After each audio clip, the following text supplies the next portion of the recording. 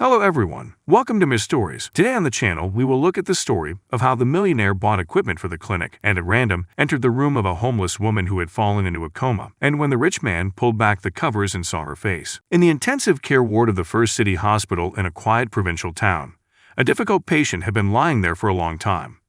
It was because she had been in the intensive care unit for almost 3 years. The woman was in a coma, and none of the doctors could give any prognosis as to when she would regain consciousness, if at all. In all that time, the young woman had no relatives or even acquaintances, that is, those who knew her and who could search for her. It seemed that no one in this world cared about her fate, and because of this, the situation of the poor comatose woman who was on the balance sheet of the city hospital became more and more ambiguous. The saddest part of the whole situation was that there was no improvement in the poor patient's condition, even though the doctors were doing all they could to keep her alive. Well, is there any progress? Every day Larisa Petrovna, head of the department, asked the doctor on duty. But the answer was the same all the time. If only, as our little girl was lying in a coma, and is still there. Neither reacts to light, nor to other stimuli. Semyon Mikhailovich, an elderly surgeon who operated on Mary, as the hospital staff called this patient, has long lost all hope that the woman will be better. The head of the department thought about something for a moment, and then asked, "What about her identity?" Still no luck in finding out anything. In response, the surgeon only shook his head in the negative. It seems that this poor girl will remain a common Jane Doe. After all, how much time has passed, and no one is still not interested in her. Apparently, all the threads between her and her relatives have been severed since she ended up on the street. The doctors spoke of Maria in this way for one reason only. When they brought her in, she was dressed in old, half-tattered and dirty rags. Because of this, the staff of both the ambulance and the hospital came to the conclusion that she was a homeless woman. No documents certifying her identity were found with the stranger. The woman was found lying on the road in the dust with her head smashed in, with multiple abrasions and cuts on her arms and legs. It was as if she had been dragged along the asphalt for several meters before being abandoned at the deserted border of the two regions. It was the latter that caused a mass of legal problems and endlessly dragging procedural formalities, because of which the city authorities first could not decide in what hospital to take the patient in a coma, and did not know how they should deal with her. This is what it means to be in the wrong place at the wrong time, Semyon Mikhailovich summed up. The surgeon was, by nature, a simple and kind-hearted man, but he could not afford to get attached to the sick. All that was in his power only to sympathize with the unfortunate patient, and to check every day on his rounds, whether her condition had not deteriorated. The latter, thank God, was not observed, but neither was any progress. "Everything is clear," Larisa Petrovna said thoughtfully, and looked at the woman lying there for the last time. "Semyon Mikhailovich, prepare me, please, a full report on the patient's condition for the last 6 months. Also, I ask you to indicate your own prognosis concerning Maria's health. I think it's time to convene a council." The surgeon sighed and agreed. The head of the department was right. It was time to determine the fate of this Jane Doe. 3 years was too long even for their state hospital. Except for the doctors who were disappointed in Maria's possible recovery, no one else cared about the poor woman. The only person who cared about their insensitive patient, strangely enough, was a young nurse, Katerina Vasilieva, for whom Maria, by a coincidence, was the very first ward. Katerina had been working at the hospital for about 3 years, and it just so happened that her very first day at work began with caring for a nameless homeless woman.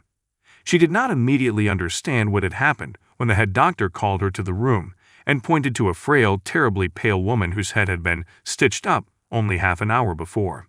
The stranger, just recently, was dressed in hospital clothes, and the doctor pointed Katya to the package with the dirty clothes that the stranger was wearing when she was brought to them.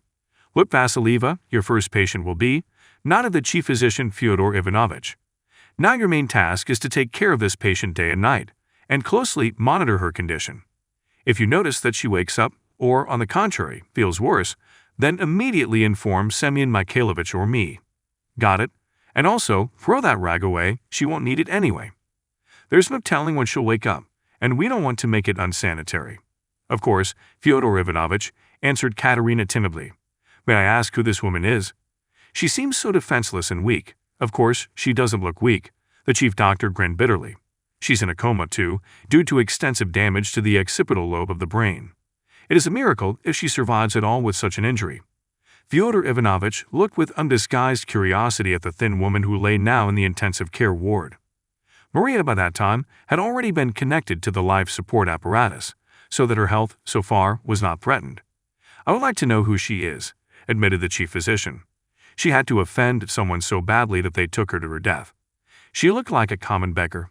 What can you take from her? A beggar? Katerina was surprised. So, she has no family? The chief doctor shrugged. Who knows? Let's hope that soon this issue will resolve itself. Maybe someone will really miss her. Even if it's one of her tribe of homeless people. And you go ahead, keep a close eye on her. Anything. What if, suddenly, come to her senses, and then we will know what her name and what happened to her?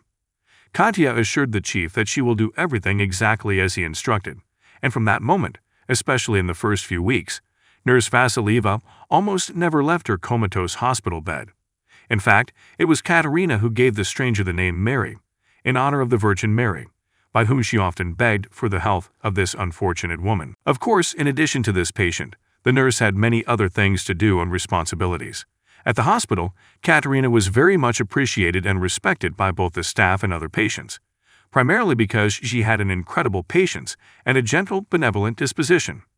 Katya was always able to find the right words to say to each of her patients, to support them in their difficult situation, and even with the most serious diagnosis, she tried to impress upon them that they should not despair. The girl believed that everyone has a chance to recover, and the belief in a favorable outcome along with a positive attitude can truly create a miracle. 3 years flew by quickly, and Katya grew attached to Maria as if she were her own sister. Whenever the nurse had a spare moment, she was sure to look in Maria's room. "Good morning, Mashenka," she greeted her. "Look, what sunshine today. Soon, I feel the apple trees will bloom. I can open the window so you can breathe in the fresh air. The scent will be an Katerina was pulling, anticipating the apple blossoms. "I'm sure you'll like it very much." Of course, no one answered the nurse. Vasilieva often communicated with Maria in this kind of monologue format, but always acted as if she could answer her at any time. Katerina did not exclude the possibility that the patient could come to herself at any moment, and also, for some reason it seemed to her that Maria understood everything despite her comatose state. Katya could not explain even to herself why she had such a strange feeling, but she could not ignore it, and therefore, almost every day, try to read Mary a book or a newspaper she had brought with her.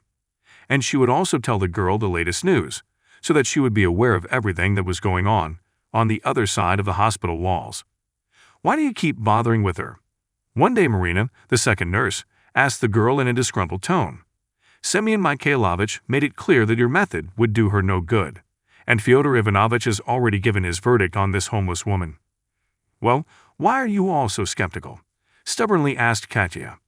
"I understand that my opinion does not count here. After all, what am I? Just an ordinary nurse, not a neurosurgeon. But just the same, I still feel that with her need to communicate."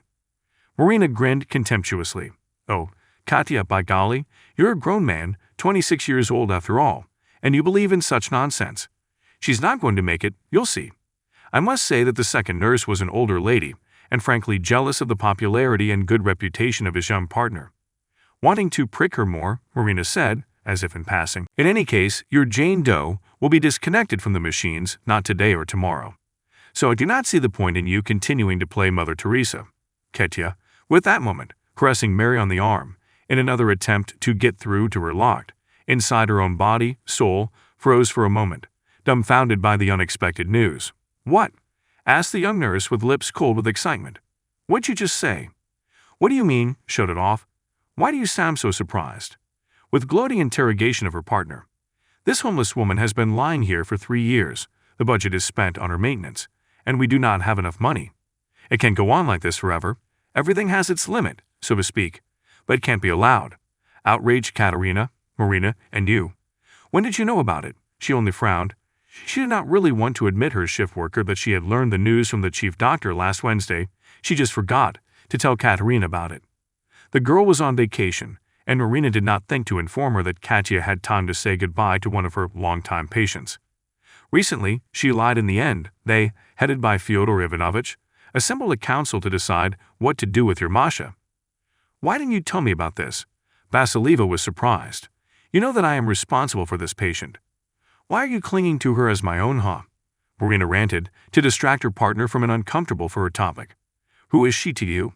Sister, or maybe an aunt? Marina finished checking the drip in the last patient and resolutely went to the door of the room.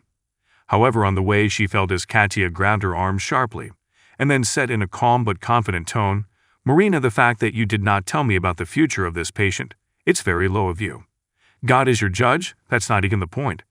I have been responsible for Maria's condition for 3 years, and I should have been the first to know, after the attending doctor, that she was going to be disconnected. Do you understand? Katie's eyes were surprisingly stern, so that Marina was even a little afraid of her insistence. Well, now, you certainly can't change anything, she said, and pulled her hand out of her grasp. You're strange, Vasilieva, honestly. You care more for other people than for your own family. That's why your Pasha left you. You always put work before everything else.